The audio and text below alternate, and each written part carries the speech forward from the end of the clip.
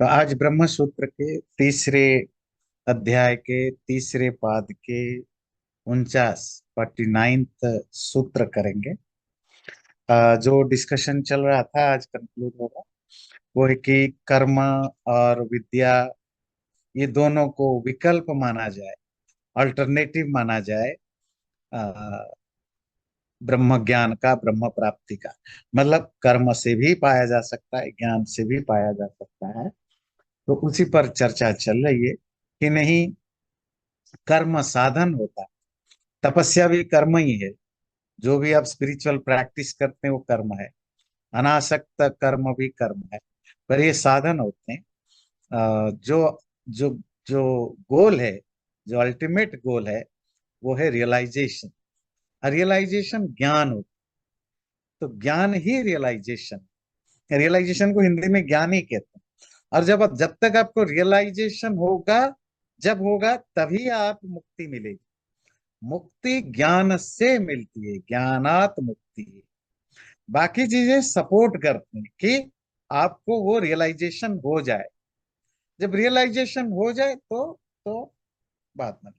तो ये कंटिन्यूटी में काफी सारे सूत्रों में आज दो तीन सूत्र उसी से रिलेटेड है। श्रुत्यादि बलीय त्वाच्च न बाध।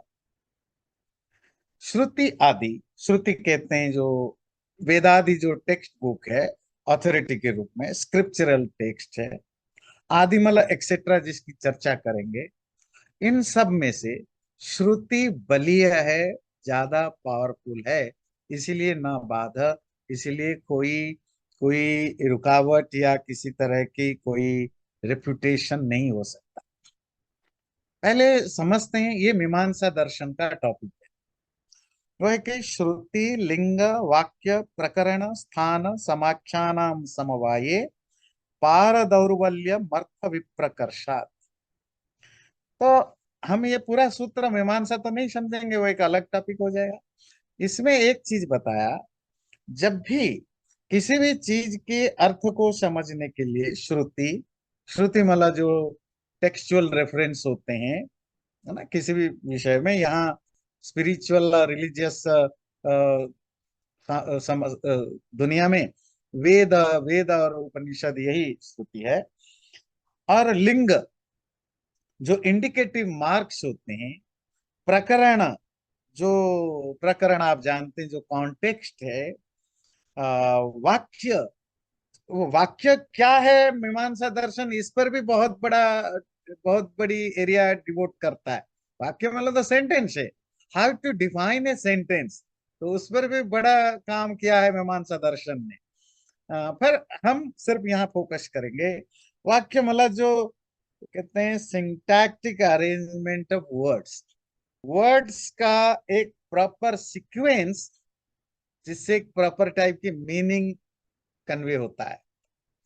तो इसी तरह के और भी बहुत सारे चीजें हैं। डिसाइड किया गया कि किसी भी चीज को समझने के लिए ये सब चीजें फैक्टर होते हैं। पर इस सूत्र का टॉपिक ये नहीं। पर अगर कहीं एक से अधिक चीज फैक्टर वहां आ जाए, तो किसको हम ऑथोरिटी माने। अगर चार प्रकरण भी वहां कॉन्टेक्स्ट के हिसाब से कुछ और अर्थ आ रहा है, श्रुति के हिसाब से कुछ और अर्थ आ रहा है, लिंग के हिसाब से कुछ और अर्थ आ रहा है, तो हम किसको माने। तो इस सूत्र में मीमांसा के आचार्य जैमिनी एक फॉर्मूला देते हैं। और वो फॉर्मूला है कि ऊपर ऊपर वाले ज्यादा पावर स्ट्रॉन्गर माने जाएंगे। अर्थात जहां श्रुति लिंग वाक्य प्रकरण, प्रकरण मतलब कॉन्टेक्स्ट, जो आज के डेट में आपको समझना है, स्थान समाख्या हो, जो पांचवें नंबर पर है समाख्या, उससे ज्यादा स्ट्रंगर है स्थान, स्थान से ज्यादा स्ट्रंगर है प्रकरण, प्रकरण से ज्यादा स्ट्रंगर है वाक्य, वाक्य से ज्यादा स्ट्रंगर है इंडिकेटिव मार्क्स, लिंग से ज्यादा स्ट्रंगर है श्रुति, और श्रुति इज स्ट्रंगेस्ट। तो इसको ध्यान रखिए, श्रुति और प्रकरण अगर कॉन्टेक्स्ट में कुछ और अर्थ निकल रहा है, पर वेद या स्क्रिप्चरल जो जो रेफरेंस है उससे कुछ और अर्थ निकल रहा है, जिनमें से कौन से माने। इसलिए श्रुति वलीय होता है, श्रुति स्ट्रॉन्गर होता है कॉन्टेक्स्ट किससे ज्यादा। तो इसको आप ध्यान रखिए। अब मैं सूत्र समझाता हूं।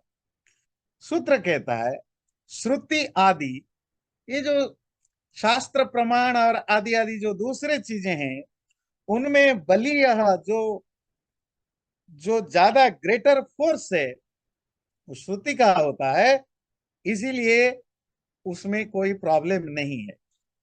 ये बात आई क्यों?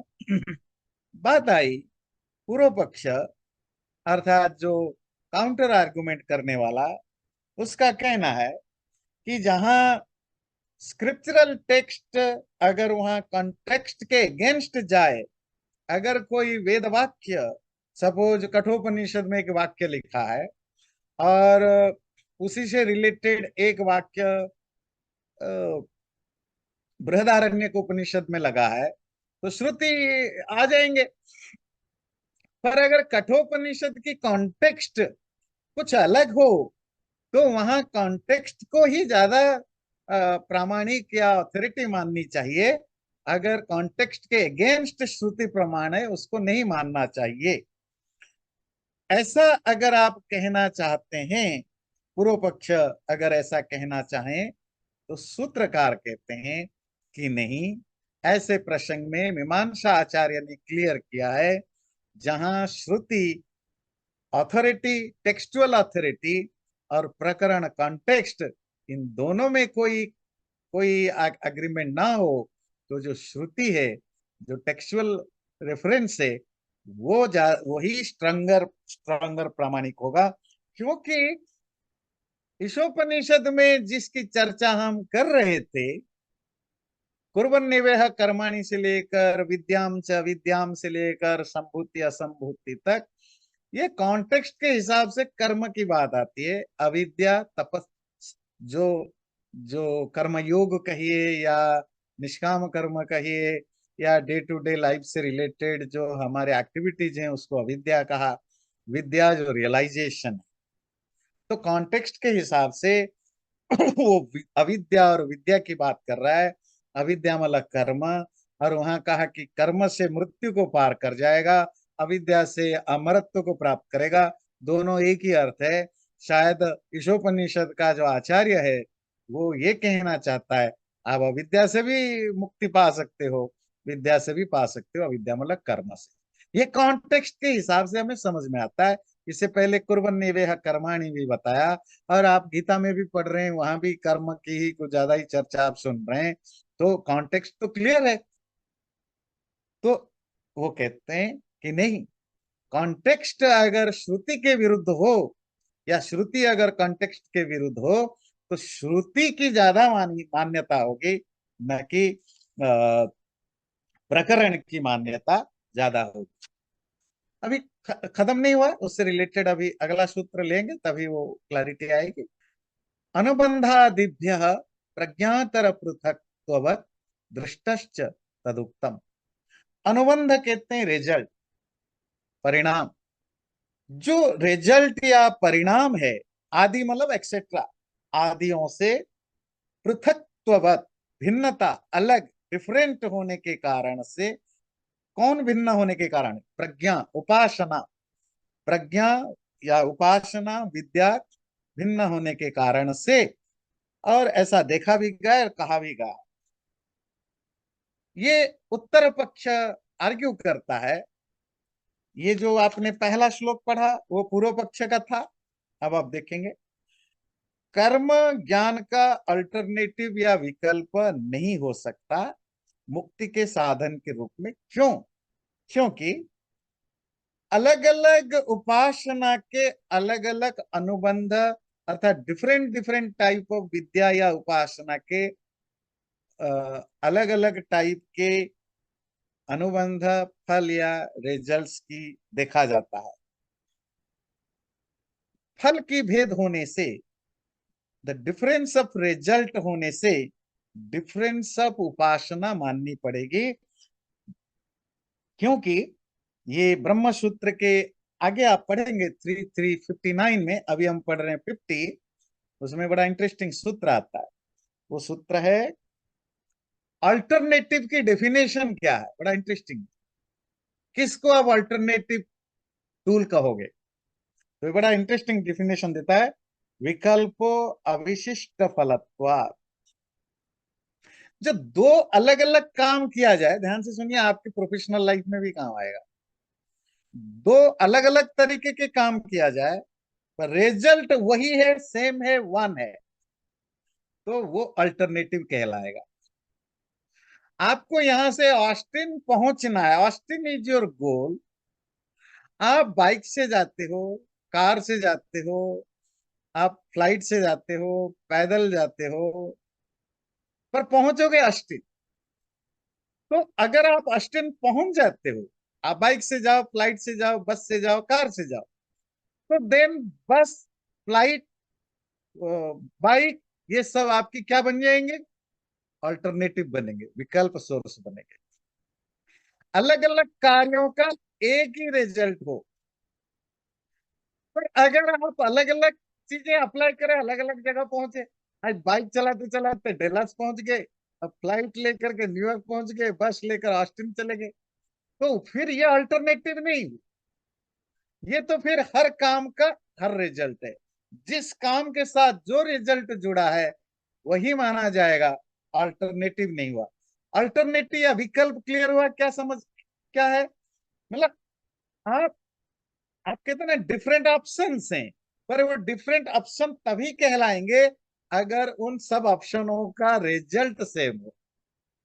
अब इसको ध्यान रखिए, ये सूत्र कहता है कर्म का, उपासना का रिजल्ट अलग है, रियलाइजेशन विद्या ज्ञान का रिजल्ट अलग है।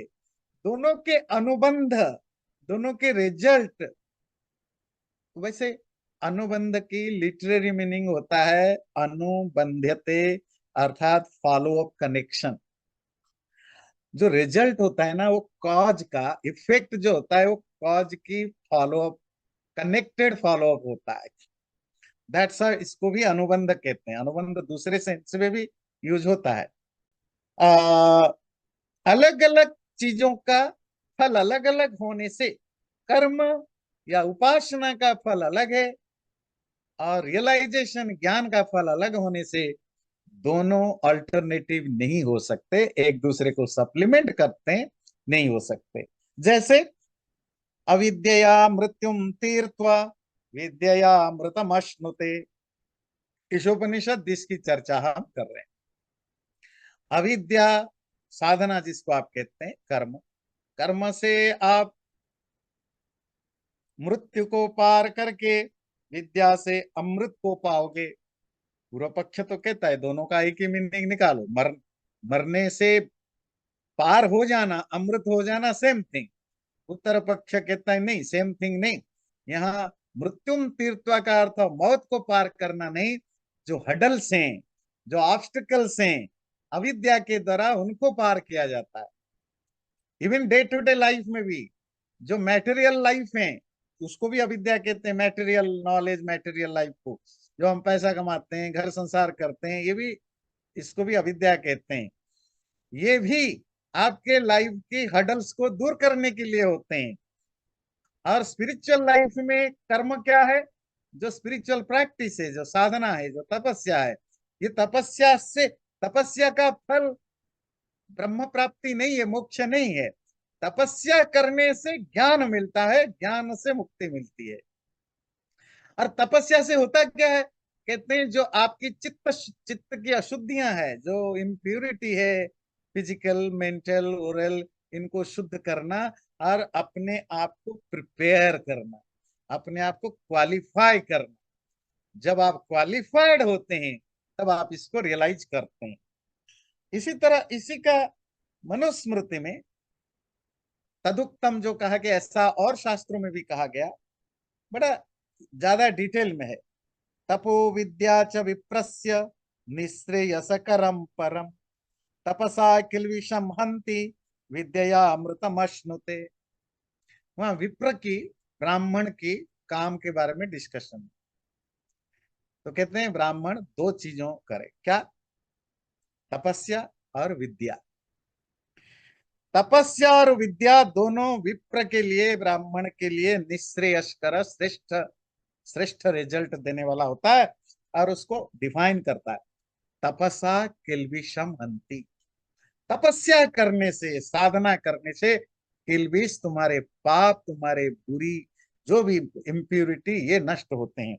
और विद्या, विद्या अमृतम अश्नुते, विद्या से अमृत को पाते। इसको ईशोपनिषद के साथ जोड़ दीजिए, वहां भी है विद्या अमृतम अश्नुते, और तपस्या की जगह अविद्या है। तो कर्म, तपस्या, अविद्या आदि आदि अलग अलग ग्रंथों में अलग अलग वर्ड यूज किए गए हैं, पर उनका जो भाव है, जो हमारी फिजिकल, मेंटल, ओरल एक्टिविटीज है, इन्हीं को डिस्क्राइब करते हैं। इससे मृत्यु को पार करने का सिर्फ मतलब है, जो हडल्स हैं, जो ऑब्स्टिकल्स हैं, जो बाधाएं हैं, उनको एलिमिनेट करना। और वो हडल्स क्या है? पाप है, संस्कार है, कर्म संस्कार। आप गीता में भी पढ़ रहे थे, कर्मों की जो सबकॉन्शियस मेमोरी, और दूसरा जो गलत चीजें हम हमारे से जाने अनजाने में होता है, उससे जो पाप इकट्ठा होते हैं, उनको दूर करना। और विद्या से क्या होता है? मुक्ति मिलती है। जब आपके सारे पाप नष्ट हो गए, सब मेमोरी नष्ट हो गए, तब आप रियलाइज करते हो, तब आप मुक्ति को प्राप्त करते हो। अच्छा, दोनों के फल अलग अलग हैं, तो अगर दोनों के फल अलग हैं तो विकल्प नहीं हो सकते। क्यों? विकल्प का डेफिनेशन बताया। विकल्प मतलब अल्टरनेटिव का क्या? जहां अलग अलग डिफरेंट एक्ट एक ही रिजल्ट से रिलेटेड हो, तभी दोनों अलग अलग एक्ट को आप अल्टरनेटिव रास्ता बताओगे। अगर दोनों काम दो अलग अलग तरीके रिजल्ट देते हैं, वो एक दूसरे के अल्टरनेटिव नहीं हो सकते। इसीलिए विद्या और कर्म को विकल्प मानना अप्रोप्रिएट नहीं होगा। आचार्य जी, दो वेरी सिंपल मतलब शॉर्ट क्वेश्चंस थे। वन कि मतलब जैम आचार्य जैमिनी ने बेसिकली श्रुति को नंबर वन रख दिया है, तो उसके बाद कोई डिस्कशन की चांस ही नहीं रहा। मतलब श्रुति इज नंबर वन, लाइक उसमें कहीं कोई या उन्होंने कुछ रीजनिंग, क्योंकि इसमें कोई रीजनिंग भी नहीं पॉसिबल है शायद। और चीजों के बारे में तो रीजनिंग, ऑर्डरिंग की किस ऑर्डर में आप करते हैं, लेकिन श्रुति को प्रथम रखने का क्या सिर्फ एक रीजन है हाँ कि वो एक ये था। दूसरा प्रश्न मेरा छोटा ये था कि कर्म से ज्ञान मिलता है, ज्ञान से अमृतत्व मिलता है, लेकिन ये जैसे एग्जाम्पल, जैसे अगर काउंटर एग्जाम्पल ऐसे देखा जाए कि मेरे को कार की जरूरत है, मैंने मेहनत की, सेविंग की, पैसा इकट्ठा कर लिया, पैसे से मैंने कार खरीदी, लेकिन पैसा इकट्ठा करना इज द रियल थिंग, पैसे को कार में कन्वर्ट करना इज वेरी, यू नो। तो जब हम तपस्या से ज्ञान मिल गया और ज्ञान से फौरन अमृत मिल गया, तो उसमें फिर वो सेकंड स्टेज इतनी शॉर्ट हो गई कि उसको कैसे, मतलब उसको अगर कोई बोले अब कर्म से ही मिल रहा है तो how wrong. I know you हाँ, cannot say you are half wrong, but like how incorrect नहीं, दैट। मैं आता हूँ। अब दोनों ही बहुत ही इंटरेस्टिंग क्वेश्चन है। मैं पहला, लास्ट वाली क्वेश्चन पहला आंसर दे दूं, पहला वाला क्वेश्चन बाद में मैं आंसर दूंगा। देखिए, इवन आप मेहनत करते, पैसा कमाते हैं, और पैसे से कार लेते, पर मेहनत का कार से डायरेक्ट रिलेशनशिप नहीं है। आप मेहनत करने के बाद जो पैसा कमाते हैं, बहुत सारे लोग कार नहीं भी लेते हैं, बहुत सारे लोग सर खाना ही कमाते हैं। तो वर्क का रिजल्ट कार में कन्वर्ट नहीं होता, पर काम का रिजल्ट आपकी फिजिकल फिटनेस में हो सकता है, फिजिकल वीकनेस में हो सकता है, पैसे में हो सकता है। पर किसी चीज को खरीदने के साथ कर्म का डायरेक्ट लिंक नहीं है, वो पैसे का लिंक है। मतलब वो लिंक आप कर सकते हैं कि कर्म से पैसा, पैसे से car, they may interlink, but they not the same thing. Even day to day life में भी मैं ऑफिस में काम करता हूँ, that's how I bought a car. No, जो लोग, हर व्यक्ति ऑफिस में काम करने वाला कार नहीं लेता। तो जो सटन है रिजल्ट, वो तो उसके साथ जुड़ेगा। तो एक्चुअली कार खरीदने के लिए काम करना नहीं पड़ता। जो काम नहीं भी करते, उनके पास अगर माँ बाप के पैसा है तो भी कार ले सकते हैं। बात क्लियर हो रही है? तो कार खरीदने के लिए जो असेंशियल चीजें हैं, वो कार का कॉज बनेगा।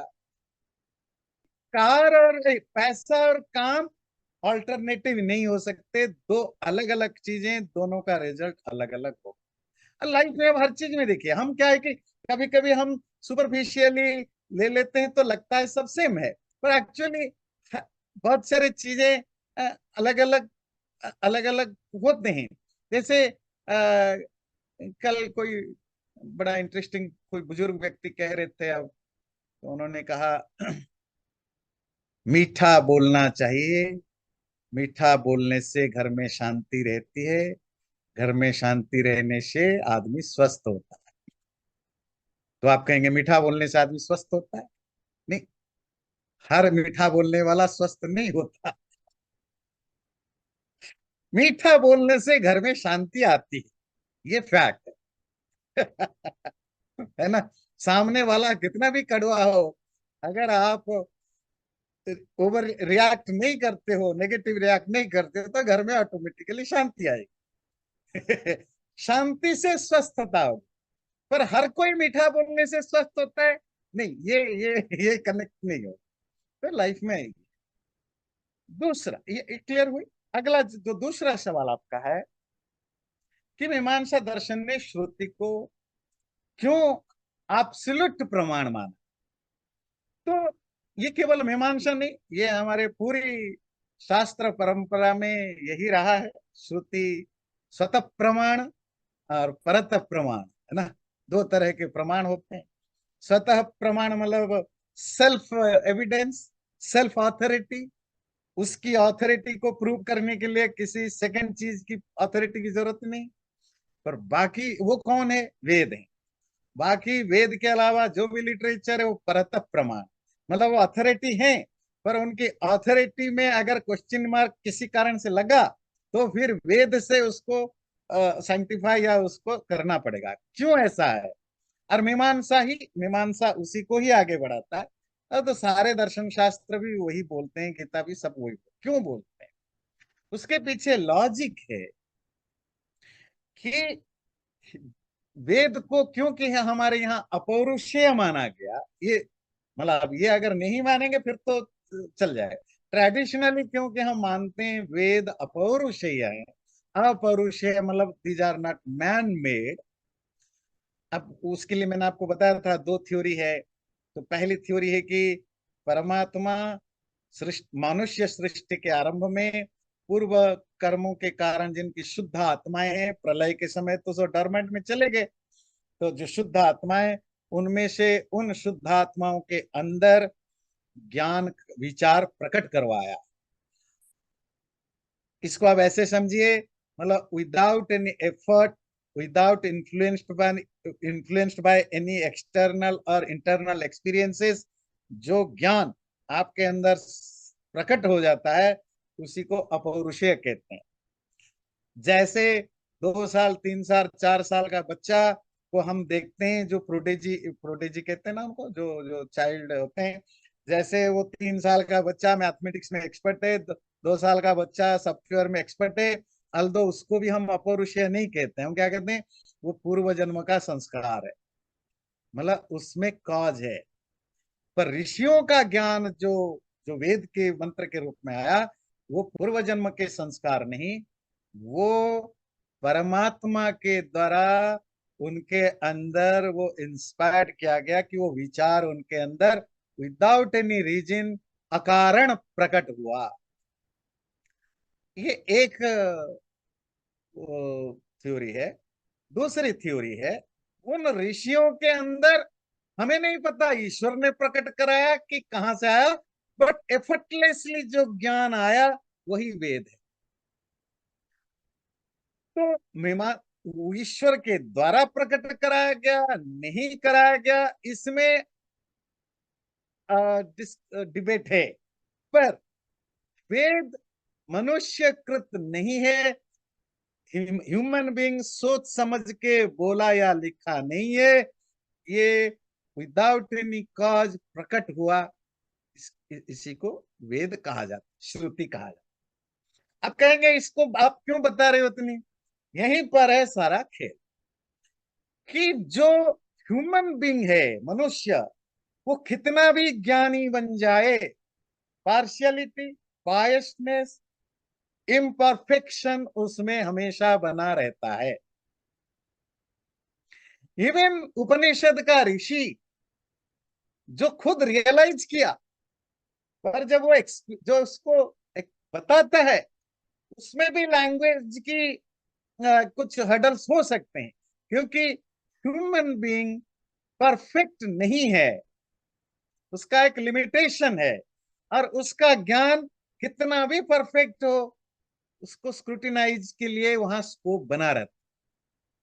पर वेद, क्योंकि हम मानते हैं, हमारी मान्यता है सबकी, कि वेद ईश्वर के द्वारा प्रकट कराया गया है, या अगर ईश्वर को नहीं भी मानते हैं तो अनमैन मेड है, अचानक प्रकट हुआ है, जिस भी प्रकार से, उसमें ह्यूमन टच नहीं है, ह्यूमन इन्वॉल्वमेंट ना होने से वो प्योरेस्ट नॉलेज है, उसमें कोई बायस नहीं, कोई पार्शियलिटी नहीं, कोई इम्परफेक्शन नहीं। इसीलिए अपौरुषेय वाक्य जो श्रुति है, वो उसको हम स्वतः प्रमाण के रूप में मानेंगे। तो अब थर्ड जो चीजें हैं आपको बताना है, किसी भी स्पेक्ट्रम में, वो रिलीजियस हो, स्पिरिचुअल हो, साइंस हो, आपको कोई सुप्रीम अथॉरिटी तो माननी पड़ेगी। अगर आप सुप्रीम अथॉरिटी नहीं मानेंगे तो एक एंडलेस डिबेट चलता रहेगा। जैसे भारत में या अमेरिका में भी, इवन जस्टिस सिस्टम में भी आपने एक रूल बना दिया कि सुप्रीम कोर्ट जो है, वहां अगर आप हार गए तो आप कुछ नहीं हो सकते। हाँ, आप सुप्रीम कोर्ट में अपील करेंगे, दूसरा जज सुनेगा, और अपील कोर्ट में भी अगर आप हार गए, अब कहीं नहीं जा सकते, कुछ नहीं हो सकता, तो फाइन। हो सकता है सुप्रीम कोर्ट रॉन्ग हो, पर स्टिल कहीं ना कहीं एक कोई फुल स्टॉप तो लगानी पड़ेगी ना। नहीं तो फिर ये हरि अनंत, हरि कथा अनंता, एंडलेस डिस्कशन चलेगा। इसीलिए हमारे ऋषि मुनि पूर्वजों ने एक एक जिसको कहते हैं एनानिमस, एक एक अंडरस्टैंडिंग बनाई, और वो अंडरस्टैंडिंग है कि हमारी आर्गुमेंट वहीं तक है जहां वेद की इंटरफेरेंस नहीं होता है। अगर वेद की इंटरफेरेंस है तो फिर हम चुप हो जाएंगे। पर अगेन अगेन कंपेयर करो सुप्रीम कोर्ट के साथ, तो सुप्रीम कोर्ट के सपोज चार, दो जज की बेंचेस ने कुछ दिया और आप एग्री नहीं करते, आप चार बेंच में जाएंगे, चार जज वाले बेंच में, फिर आप कहेंगे फुल बेंच वाले जस्टिस में जाएंगे। अच्छा, वहां भी हो गया, फिर आप कहेंगे जो लॉ आपने लॉ के बेस पर किया, वो लॉ का इंटरप्रिटेशन ही गलत है, तो आप दूसरा इंटरप्रिटेशन लाएंगे। हाँ, वो सब यहाँ भी अलाउ है, यही मीमांसा दर्शन ने किया है, क्योंकि वेद एब्सोल्यूट मानना पड़ेगा, उसके बियॉन्ड हम जा नहीं सकते। तो इसीलिए उन्होंने क्या कहा, इंटरप्रिटेशन में गड़बड़ हो सकता है, तो कौन सा इंटरप्रिटेशन परफेक्ट होगा। इसीलिए मीमांसा ने इंटरप्रिटेशन के ऊपर एक पूरा का पूरा साइंस लिख डाला, कि इंटरप्रिटेशन में भी क्या क्या ध्यान रख, और वो किसके लिए, वेदों के लिए। तो मान लीजिए हिंदुओं के लिए वेद सुप्रीम कोर्ट है, उसके बियॉन्ड अगर आप जाना चाहेंगे, फिर तो आप कहीं नहीं जाएंगे, झगड़ा करके बैठ जाएंगे। अच्छा, ऐसा हुआ, जिन लोगों ने वेद को अथॉरिटी नहीं माना, वो अलग हो गए, वो बौद्ध बने, वो जैन बने। पर वो दैट्स वाई कि भाई आप इंडियन जस्टिस सिस्टम में आपकी भरोसा नहीं, तो आप भाग जाते हैं, दूसरे रिफ्यूजी बनते हैं, कि आप इंग्लैंड चले गए, अमेरिका चले गए, दूसरे जगह चले गए, वहां चले गए। पर कहीं ना कहीं तो आपको एक फुल स्टॉप लगानी पड़ेगी ना। आचार्य जी, अभी आपने एक वाक्य कहा कि पुरुष या कभी भी परफेक्ट नहीं हो सकता, चाहे उसे impartiality. That means he can never be self ज्ञानी, that means he can never be part of Brahma. अगर ब्रह्मन, तो फिर उस मोक्ष आत्म कैसे मिलेगा? मोक्ष तो मोक्ष मिलता है, मोक्ष का मतलब क्या है, लिबरेशन, फ्रीडम ना। मोक्ष और मुक्ति की अगर अंग्रेजी में ट्रांसलेशन करे, लिबरेशन या फ्रीडम, हिंदी में अगर ठेठ हिंदी में करे, आजादी। पर आप आजादी किससे, जन्म और मृत्यु के चक्र से। जन्म और मृत्यु के चक्र से कब मिलेगा, ये पूरी फॉर्मूला बताया था, नहीं बताया तो कभी चर्चा करेंगे। ये जो कर्म आप करते हैं उसकी मेमोरी बनती है। वो मेमोरी को अगर किसी तरह आप डिलीट कर पाए, अगर आपकी माइंड जीरो जीरो मेमोरी वाला बन जाए, तो फिर आपको अगले जन्म के लिए कुछ बचेगा नहीं। तो आप फ्रीडम लिबरेशन हो गया, मुख्य हो गया। नहीं, मैं वही था कि may be my assumption was कि you need to be perfect to delete, to be able to not gather any more subconscious memory. हाँ, That that's okay. Subconscious memory इकट्ठा न करने की अपनी एक प्रोसेस है, पर उसके लिए you don't need to be know everything and anything. मतलब एक ऋषि को कोई जरूरी नहीं कि वो साइकिल पंचर देना भी जानता हो। बात समझ में आती है? ये एटम बम बनाना कैसा है, वो भी तो एक नॉलेज है ना। क्या वो ऋषि का आता है? नहीं आता है ना। क्यों? क्योंकि ह्यूमन बीइंग, वो एनलाइटेंड हो या नॉन एनलाइटेंड हो, वो परफेक्ट मतलब सब कुछ जानने वाला नहीं हो सकता।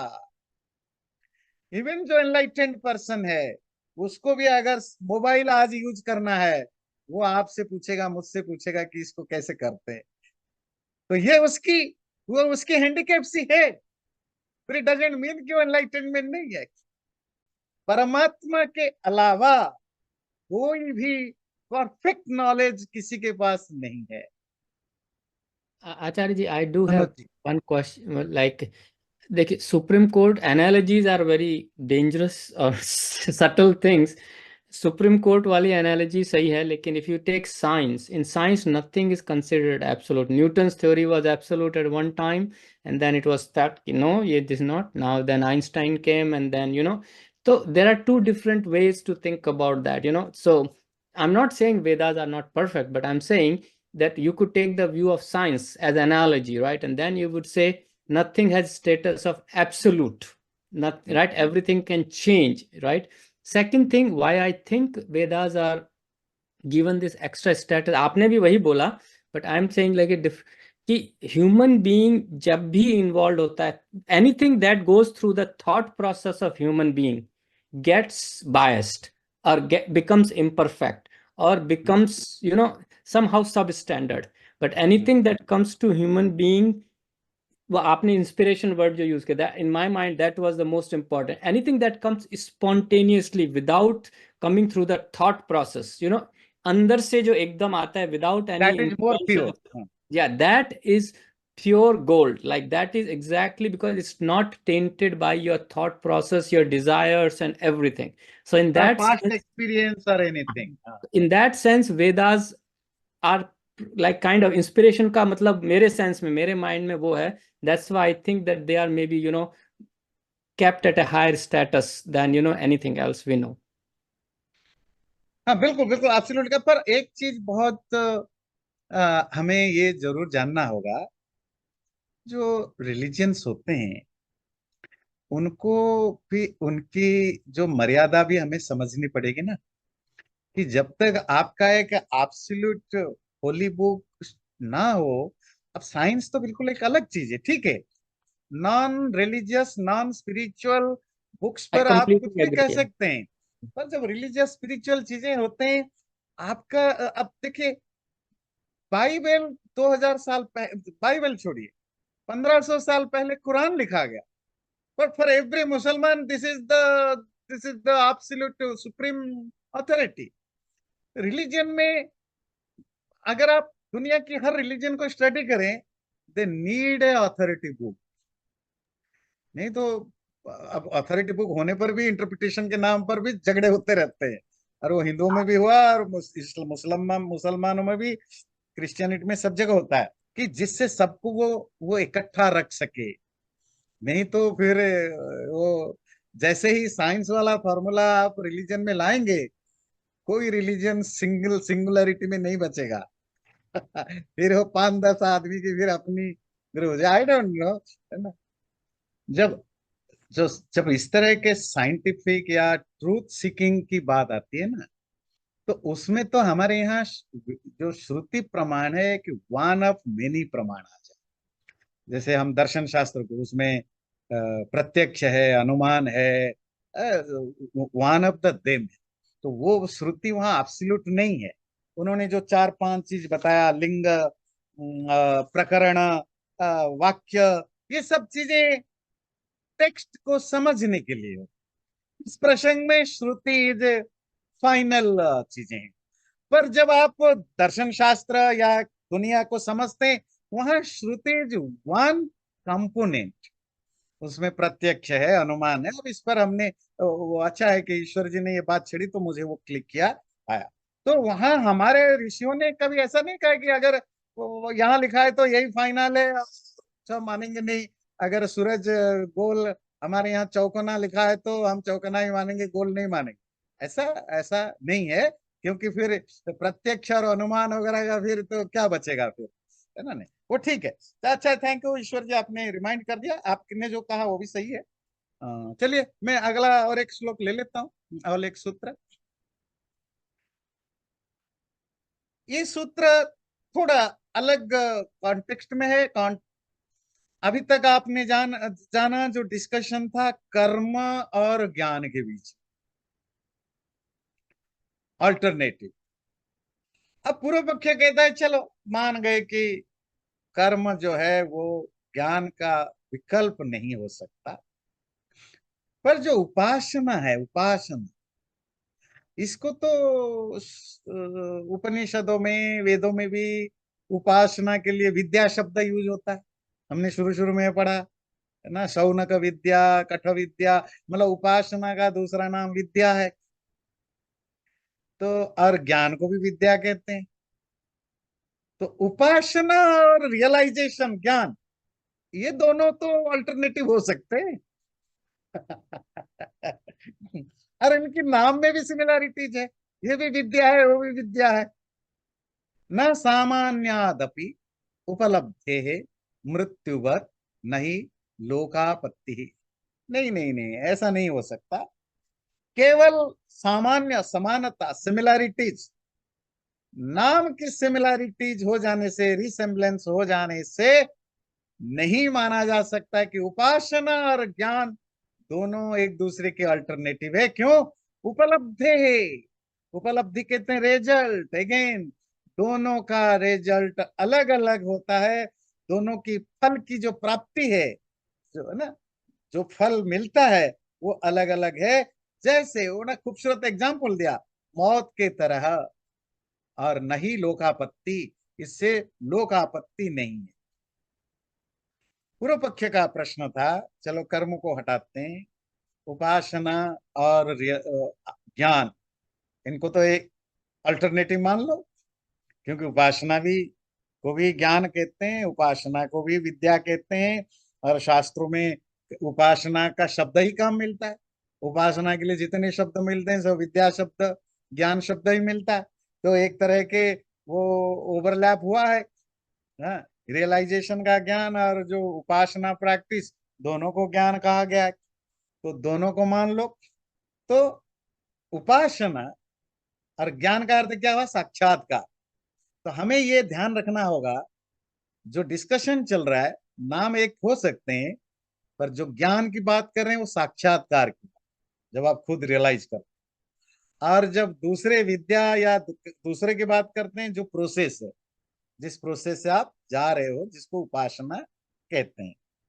उत्तर पक्ष कहते हैं नहीं नहीं, केवल नाम की सामान्य होने से, सामान्य मतलब समानता, सिमिलरिटी, रिसेम्बलेंस, नाम की समानता होने से उपासना मोक्ष का साधन, मोक्ष, लिबरेशन का कारण नहीं माना जा सकता। क्यों? उपलब्धि है भिन्नता, दोनों की फल की जो प्राप्ति है दोनों में अलग अलग है। अब उसके लिए एक उन्होंने एग्जाम्पल दिया, बोले मृत्युवत, जैसे मृत्यु। अरे मृत्यु क्या है? ऐसा है कि बृहदारण्यक उपनिषद में 3:10, 3:2:10 में आता है, अग्निर्वै मृत्यु, आग जो है वो मौत है। वैसे आग को मौत क्यों कहते हैं? क्योंकि वो जला डालता है, भस्म कर देता है जो डालो। ऐसे परमात्मा को भी मृत्यु कहते हैं, यम कहते हैं। क्यों? तो सारा संसार को विनाश करता है। जैसे स एष एव मृत्युर य एष एतस्मिन् मंडले पुरुष, वो जो इस ब्रह्मांड में फैला हुआ पुरुष चेतन, वही वो मृत्यु है। ऐसा शतपथ ब्राह्मण 10.5.2.3 में आता है। एक जगह कहा वो जो ब्रह्मांडेश्वर है, ब्रह्मांडनाथ परमात्मा, वो मृत्यु है। एक जगह कहा अग्नि मृत्यु है। तो आप कहोगे कि अग्नि और परमात्मा एक ही है, क्यों? दोनों के लिए मृत्यु शब्द आया। बोले नहीं, दोनों एक नहीं है। अग्नि के लिए जो मृत्यु आया, क्योंकि उसके पास जो चीजें आता है वो उसको जला देता है। एक पर्टिकुलर चीज को जलाने की एबिलिटी, भस्म करने की, नष्ट करने की एबिलिटी आग में होने से आग को मृत्यु कहा। जैसे हम जब आप रामायण महाभारत वगैरह पढ़ते हैं, वो कहते हैं मैं तुम्हारा मौत हूं, रावण कहता है मैं तुम्हारा मौत हूं, है ना। सीता कहती है रावण को मेरा पति तुम्हारा मौत है।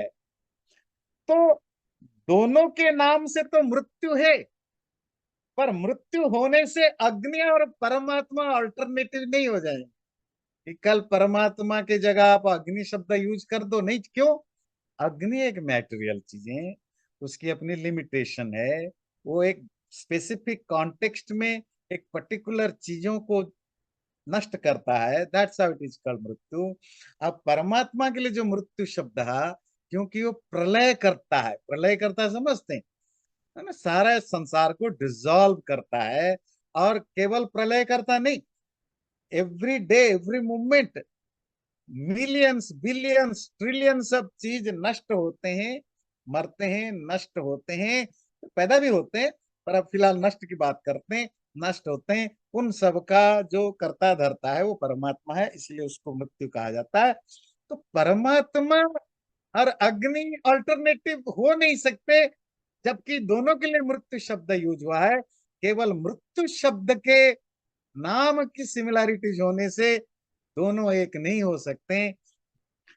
उपासना और रियलाइजेशन, साक्षात्कार, ये दोनों क्यों नहीं एक हो सकते, जबकि उपासना का नाम भी प्रज्ञा विद्या वगैरह है? क्योंकि उपासना से चित्त वृत्ति निरोध होता है, या चित्त की अशुद्धियां दूर होते हैं, या चित्त चित्त मतलब माइंड, इंटेलेक्ट, चित्त की जो किल्बिश जो बताया पाप, वो नष्ट होते हैं, और ज्ञान से मोक्ष मिलता है। जैसे अभी मनोज जी का क्वेश्चन था ना कि पैसा, मेहनत, पैसा और कार, तो तीनों सीक्वेंस में होते हैं। काम करेंगे तभी पैसा आएगा, पैसा आएगा तभी कार खरीदेंगे, पर कार सिर्फ पैसे से ही मिलता है, काम से नहीं मिलता है। इसी तरह मोक्ष तो सिर्फ ज्ञान से ही होता है, रियलाइजेशन से ही होता है। उपासना से आप क्वालिफाई कर, क्वालिफिकेशन क्या है? बुराइयां हटती हैं, अच्छाइयां आती है, शुद्धता आती है। तो पतंजलि की योग दर्शन की भाषा में लास्ट में क्या हो जाता है? कैवल्य। कैवल्य क्या होता है? एब्सोल्यूटनेस। आप जो हो आप वही होगे। ये क्या मतलब है? मतलब 24 कैरेट सोना, ये ना 24 कैरेट सोना को हम प्योर सोना कहते हैं। तो वो केवल सोना है, केवल। हिंदी में कहते हैं केवल 5 रुपए 99 पैसे, केवल। एक ज्यादा नहीं, एक कम।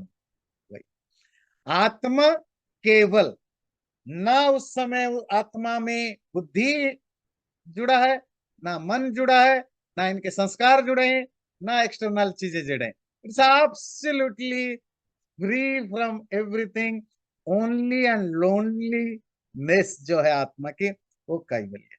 जब आप उस, ये कब होता है? जब शुद्धियां हो जाती, जब आप स्टेट में पहुंच जाते हैं, तभी आप रियलाइज करते हैं खुद को भी, आप परमात्मा को।